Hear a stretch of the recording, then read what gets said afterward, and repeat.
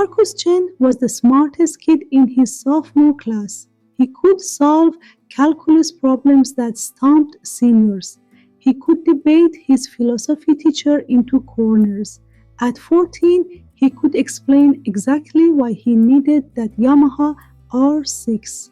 Insurance costs, maintenance schedules, safety statistics, the physics of countersteering. Dad, look at the numbers. The R6 has a 600 cubic centimeter engine, powerful but manageable.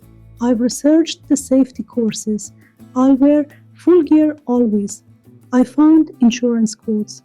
I've even calculated the total cost of ownership for 3 years. His father, David, was stunned. The kid had built a business case.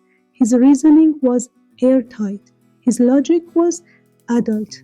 What David didn't know, what science was just discovering across 11 countries, studying over 5,000 young people, was that Marcus's brain had already reached adult-level cognitive capacity. At 14, he could reason, analyze, and calculate as well as any 30-year-old. David, hesitant, impressed. You've really thought this through. I've thought about nothing else for 6 months. But here's what the multinational study revealed, and what would later haunt David. The brain develops in two completely different speeds. Cognitive maturity peaks early. By 16, teenagers process information and solve problems at adult levels. But psychosocial maturity, the ability to control impulses, resist peer pressure, manage emotions, and understand that death is permanent, this develops slowly, plateauing around age 25, sometimes 30. Scientists call this the maturity gap, a dangerous 9 to 14-year window where teenagers possess adult intelligence but child-level impulse control. It's not personality, it's not parenting, it's neurobiology. Friend 1. Dude, let's take it to the canyon road, see what she can really do. Marcus. I don't know. The dealer said to break it in slowly. Friend 2. Break it in? Come on, Marcus. You spent 6 months researching. You know this bike better than the engineers. What's the point of 600 cubic centimeters if you're gonna ride like my grandma? This is where the research becomes terrifying. Psychologists distinguish between cold cognition, deliberate, calm decision-making, and hot cognition, decisions made under emotional arousal. In cold situations like that showroom with his father, 16-year-olds perform like adults.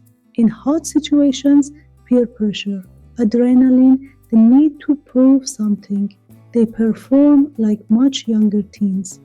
The motorcycle wasn't transportation anymore. It was status, identity, rebellion, proof.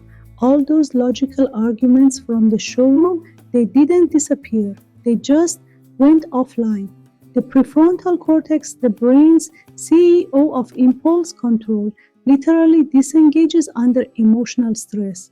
Biology overrides intelligence every single time.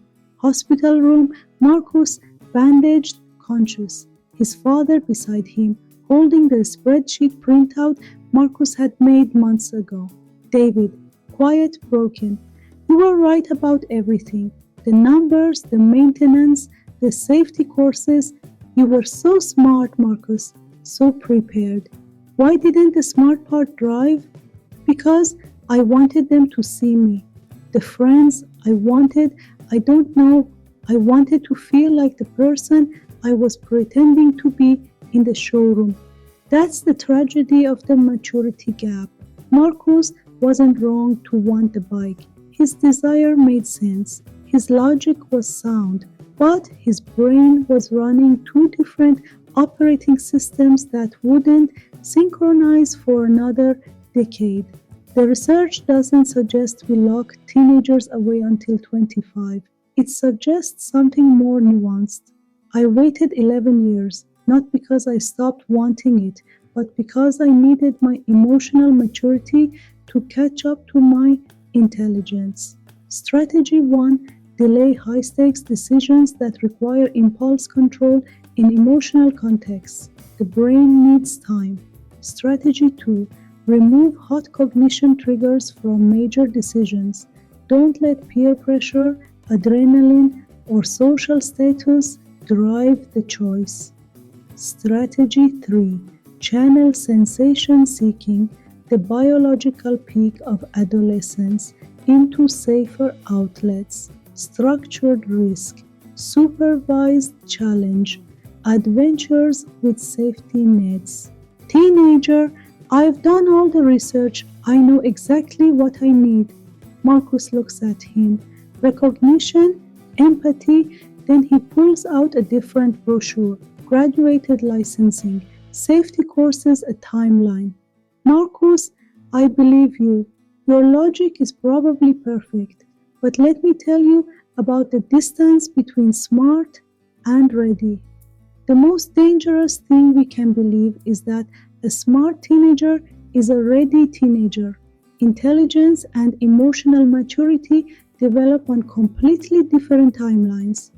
One peaks at 16, the other doesn't plateau until 25. And in the moment that matters, when the engine roars, when the friends are watching, when the curve comes too fast, logic isn't driving, biology is. And biology doesn't care how smart you are. Based on research by Lawrence Steinberg et al., around the world, adolescence is a time of heightened sensation seeking and immature self-regulation.